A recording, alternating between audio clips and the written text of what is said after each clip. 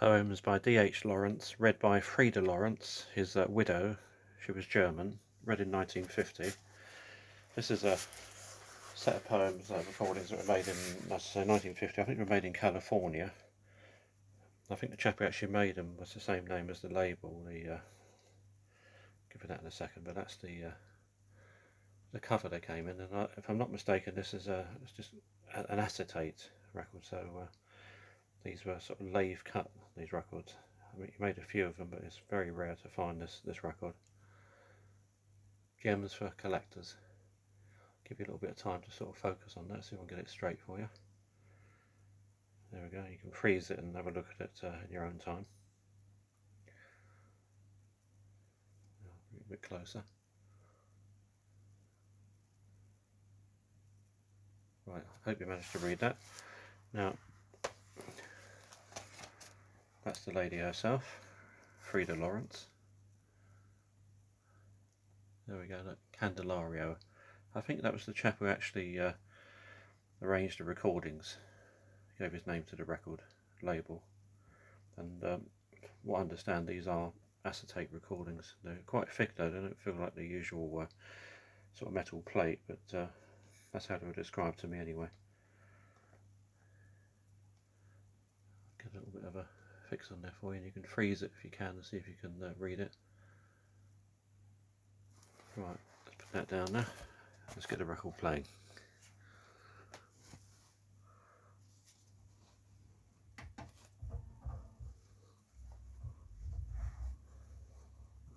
Let's get the camera in place properly.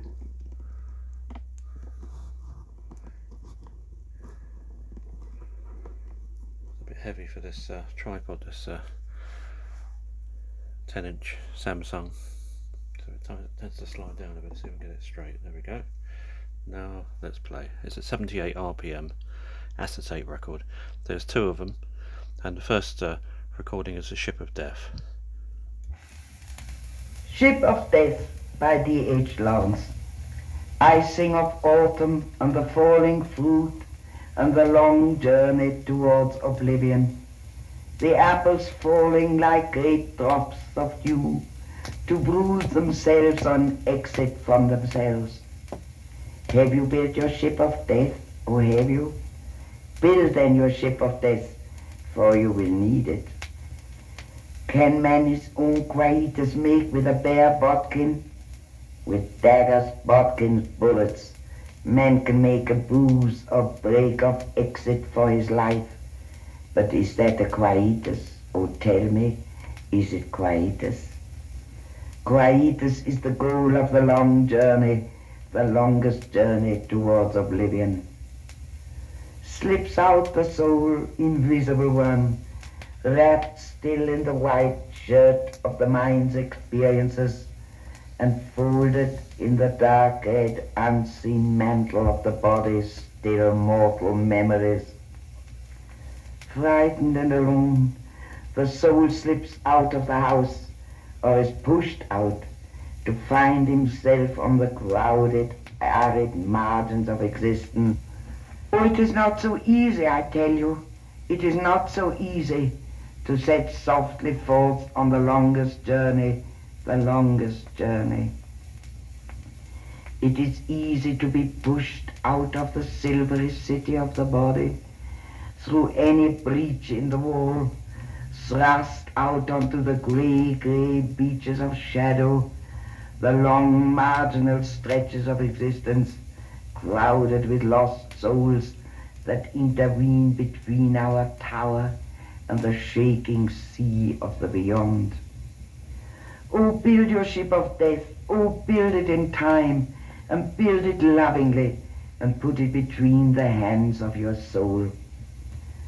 Once outside the gate of the walled silvery life of days, once outside, upon the grey-marked beaches, where lost souls moan in millions, unable to depart, having no boat to launch upon the shaken, soundless, deepest and longest of seas.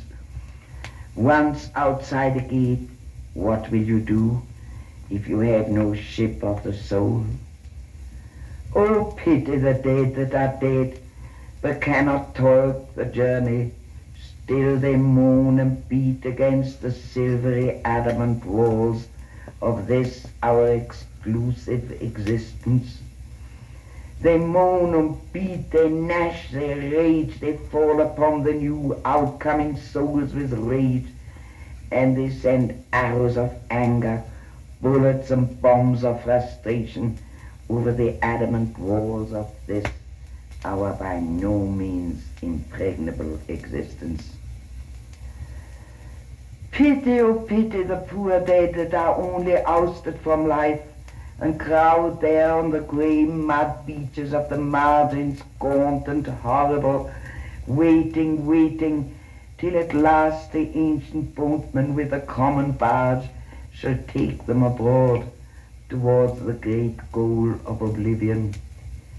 Pity the poor gaunt dead that cannot die into the distance with receding oars, but must roam like outcast dogs on the margins of life, and think of them, and with a soul's deep sigh waft nearer to them the bark of delivery.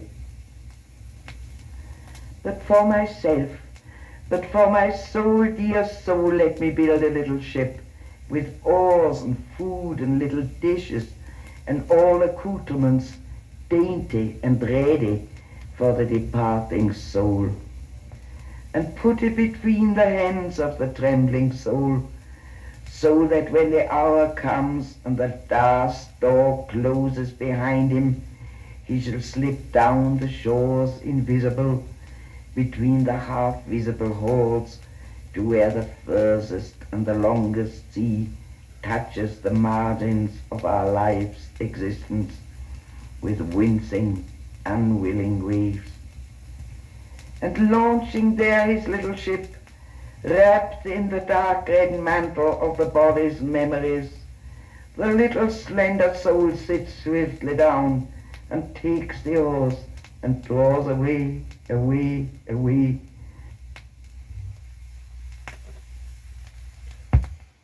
Right, that's side one. Let's take this off now.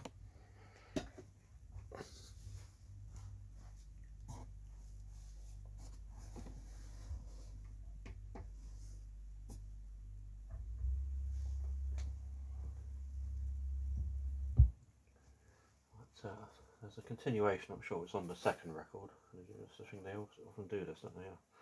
That's on the second record, right? Take this off.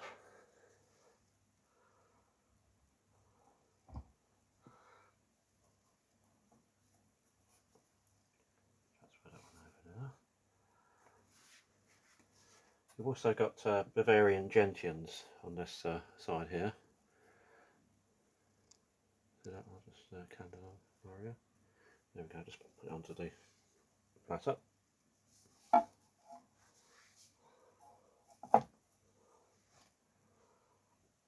It's spinning. Quick clean, get the dust off.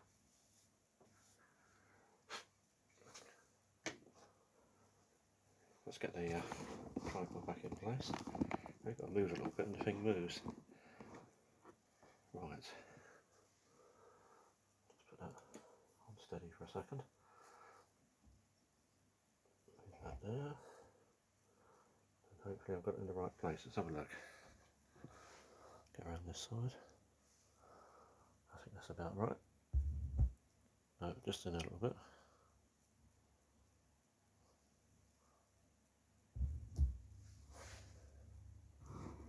Get that straight. And here we go. So, continuation of Ship of Death, and then we've got the Bavarian Gentians, read by Frieda Lawrence in 1950, the widow of D.H. Lawrence. To my knowledge, D.H. Lawrence was not recorded. He died in 1930. You know, of all the sort of unimportant people that they actually did record, they didn't. Nobody had the initiative to actually to get old D.H. in front of a recorder. It's a pity, isn't it? Never mind. His widow's doing a fantastic job on this recording, and as I say, these are two records. They're quite thick. I think they actually may be shellac. They were described as acetate. They don't feel like the metal plate that usually with a thin lacquer on. They feel like a proper sort of shellac. But anyway, let's have a listen. It's a continuation of Ship of Death, and then it's the Bavarian Gentians. Towards the dark depths, fathomless deep ahead, far, far from the grey shores that fringe with shadow all this world's existence. Over the sea, over the farthest sea, and on the longest journey, past the jutting rocks of shadow, past the lurking octopus arms of agonized memory, past the strange whirlpools of remembered greed, through the dead weed of a lifetime's falsity. Slow, slow, my soul, in his little ship, on the most soundless of all seas, taking the longest journey. Pulling the long oars of a lifetime's courage, drinking the confident water from the little jug, and eating the brave bread of a wholesome knowledge. Roll, little soul, roll on the longest journey towards the greatest goal. Neither straight nor crooked, neither here nor there, but shadows folded on deeper shadows, and deeper to a core of sheer oblivion, like the convolutions of a shadow shell, or deeper, like the foldings and involvings of a womb. Drift on, my soul, towards the most pure, most dark oblivion. And at the penultimate porches, the dark red mantle of the body's memory slips and is absorbed into the shell-like, womb-like, convoluted shadow. And round the great final bend of unbroken dark, the skirt of the spirit's experiences melted away. The oars have gone from the boat, and the little dishes gone, and the boat dissolves like pearl as the soul at last slips perfect into the goal, the core of sheer oblivion and of utter peace, the womb of silence in the living night. Ah, peace, ah, lovely peace, most lovely lapsing of this my soul into the plasm of peace. Oh, lovely last lapse of death into pure oblivion, at the end of the longest journey, peace, complete peace. But can it be that also it is procreation? Oh, build your ship of death, oh, build it, oh, nothing matters but the longest journey. Bavarian Gentians. Not every man has gentians in his house in soft September, that slow, sad Michaelmas. Bavarian gentians, tall and dark, but darkening the daytime, torch-like with the smoking blueness of Pluto's gloom, ribbed hellish flowers erect, with their blaze of darkness spread blue, blown into points by the heavy white draught of the day. Torch-like flowers of the blue smoking darkness, Pluto's dark blue blaze, black lamps from the halls of Dio, smoking dark blue, giving off darkness, blue darkness, upon Demeter's yellow pale day. Reach me a gentian, give me a torch, let me guide myself with the blue forked torch of a flower down the darker and darker stairs, where blue is darkened on blueness, down the way Persephone goes just now in first frosted September, to the sightless realm where darkness is married to dark, and Persephone herself is but a voice, as a bride, a gloom invisible enfolded in the deeper dark of the arms of Pluto, as he ravishes her once again and pierces her once more with his passion of the utter dark. Among the splendor of black-blue torches, shedding fathomless darkness on the nuptials. Give me a flower on a tall stem and 3 dark flames, for I will go to the wedding and be wedding guest at the marriage of the living dark.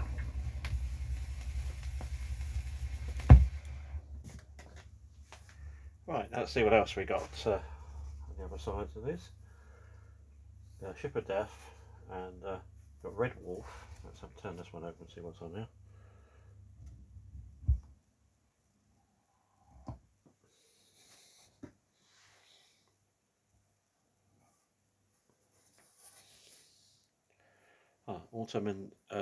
Autumn in Taos, and Invocation to the Moon. Invocation to the Moon, yeah. Right, let's look at that one. It's 2 tracks.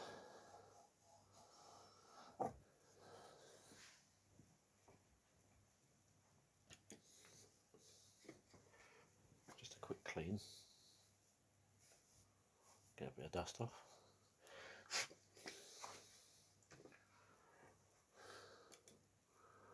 Right, there we are. Candelario. Let's get in position. I don't think you'll find these recordings anywhere else on the internet. I couldn't find anywhere sound recordings or videos on YouTube or anywhere else. That's from searching Google. So this is the first time these recordings have been put out over the internet.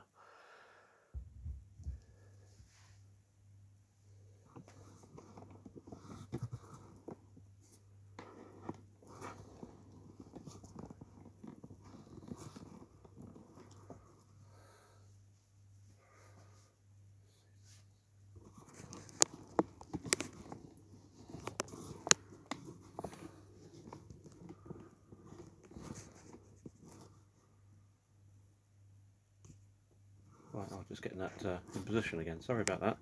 I thought we'd switched off for a second. I thought I'd see the camera switched off. So apologies for the clumsiness and the delay in this video. Right, here we go.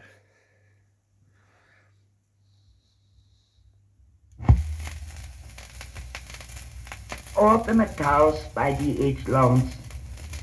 Over the rounded side of the Rockies, the aspens of autumn, the aspens of autumn, like yellow hair of a tigress brindled with pines.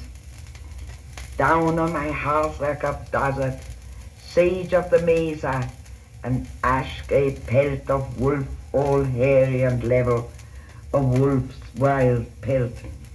Trot, trot to the mottled foothills, cedar mottled and pinon. Did you ever see an otter? Silvery-sided, fish-fanged, fierce-faced, whiskered, mottled. When I trot my little pony through the aspen trees of the canyon, behold me trotting at ease betwixt the slopes of the golden, great and glistening feathered legs of the hawks of Horus, the golden hawk of Horus astride above me. But under the pines I go slowly, as under the hairy belly of a great black bear, glad to emerge and look back on the yellow pointed aspen trees laid one on another like feathers, feather over feather, on the breast of the great and golden hawk, as I say Horus. Pleased to be out in the sage and the pine fish-dotted foothills, past the otter's whiskers, onto the fur of the wolf pelt that strews the plain. And then to look back to the rounded sides of the squatting Rockies, tigress brindled with aspen, jaguar splashed, puma yellow, leopard livid slopes of America. Make big eyes, little pony, at all these skins of wild beasts. They won't hurt you. Fangs and claws and talons and beaks and hawk eyes are nerveless just now, so be easy. Invocation to the moon. You beauty, oh you beauty, you glistening, garmentless beauty, great lady, great glorious lady, greatest of ladies, crownless and jewelless and garmentless, because naked you are more wonderful than anything we can stroke. Be good to me, lady, great lady of the nearest heavenly mansion and last. Now I'm at your gate, you beauty, you lady of all nakedness. Now I must enter your mansion and beg you a gift, moon, O moon, great lady of the heavenly few. Far and forgotten is the villa of Venus the glowing, and behind me now in the gulfs of space lies the golden house of the sun. And 6 have given me gifts and kissed me Godspeed, kisses of 4 great lords beautiful as they held me to their bosom in farewell, and kiss of the far-off lingering lady who looks over the distant fence of the twilight, and 1 warm kiss of the lion with golden paws. Now, lady of the moon, now open the gate of your silvery house, and let me come past the silver bells of your flowers and the cockle shells into your house, garmentless lady of the last great gift, who will give me back my lost limbs and my lost white fearless breast, and set me again on moon remembering feet, a healed whole man, O moon. Lady, lady of the last house down the long, long street of the stars, be good to me now, as I beg you, as you've always been good to men who begged of you and gave you homage and watched for your glistening feet down the garden path.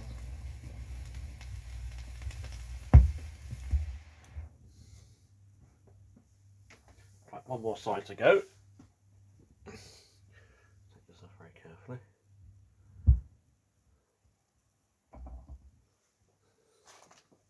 It's moved a bit the camera again. It always does. Put that one over there. Put that one over there. Now, right, red wolf.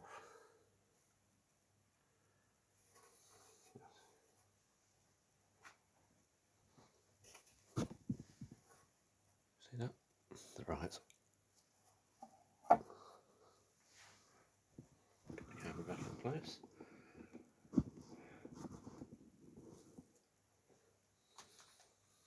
Quick clean.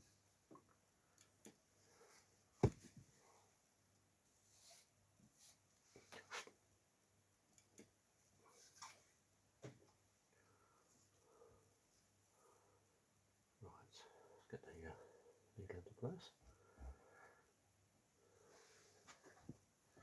I have to do it this side so I can see what I'm doing.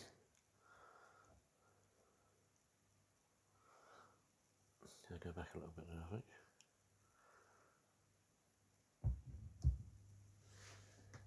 Right, camera's in place. We're going. Red Wolf by D.H. Lawrence, read by his widow, Frieda Lawrence. As I say, none of these recordings, as far as I've been able to find, are actually up on the internet at the present time. I couldn't find them anywhere. So I'm pleased to be able to share these, purely for the purpose of knowledge, to improve knowledge, and to allow those like myself who love D.H. Lawrence to hear his marvellous widow, who actually had a lovely voice, didn't she? She was getting on a bit when she read these in 1950, but she spoke such wonderful English. She was a German lady, a poet and artist, and I think she read his poems excellently. So let's have a listen to this one, Red Wolf. Red Wolf by D.H. Lawrence. Over the heart of the west, the Taos desert circles an eagle, and it's dark between me and him. The sun, as he waits a moment, huge and liquid, standing without feet on the rim of the far-off mesa, says, "Look for a last long time then. Look well." I'm going. So he pauses and is beholden, and straightway is gone. And the Indian in a white sheet, wrapped to the eyes, the sheet bound close on his brows, stands saying, see, I'm invisible. Behold how you can't behold me, the invisible in its shroud. Now that the sun is gone, and the aspen leaves and the cottonwood leaves are fallen, as good as fallen, and the ponies are in corral, and it's night. Why, more has come than all these, and something has come. A red wolf stands on the shadow's dark red rim. Day has gone to dust on the sage-grey desert, like a white Christus fallen to dust from a cross, to dust, to ash, on the twilit floor of the desert. And a black crucifix like a dead tree spreading wings, maybe a black eagle with its wings out, left lonely in the night in a sort of worship. And coming down upon us, out of the dark concave of the eagle's wings, and the coffin-like slit where the Indian's eyes are, and the absence of cottonwood leaves or of aspen, even the aspens of dark-crossed donkeys, come tall old demons, smiling the Indian smile, saying, how do you do, you pale face? I'm very well, old demon, how are you? Call me Harry, if you will. Call me old Harry, says he, or the abbreviation of Nicholas, Nick, old Nick maybe. Well, you are a dark old demon, and I'm a pale face, like a homeless dog that has followed the sun from the dawn through the east, trotting east and east and east, till the sun himself went home and left me homeless here in the dark at your door. How do you think we'll get on, old demon, you and I? You and I, you pale face, you and I don't get on. Mightn't we try? Where's your God, you white one? Where's your white God? He fell to dust as the twilight fell, was fume as I trod the last step out of the east. Then you're a lost white dog of a pale face, and the day's now dead. Touch me carefully, old father, my beard is red. Thin red wolf of a pale face, thin red wolf, go home. I had no home, old father, that's why I come. We take no hungry stray from the pale face. Father, you are not asked. I'm come, I'm here. The red dawn wolf sniffs round your place, lifts up his voice and howls to the walls of the pueblo, announcing he's here. The dogs of the dark pueblo have long fangs. Has the red wolf trotted east and east and east from the far, far other end of the day to fear a few fangs? Across the Pueblo River, that dark old demon and I thus say a few words to each other. And wolf he calls me and red. I call him no names. He says, however, he's star-old. I say he can go back the same date. As for me, since I trotted at the trail of the sun as far as ever the creature went west and lost him here, I'm going to sit down on my tail right here and wait for him to come back with a new story. I'm the red wolf, says the dark old father. All right, the red dawn wolf I am.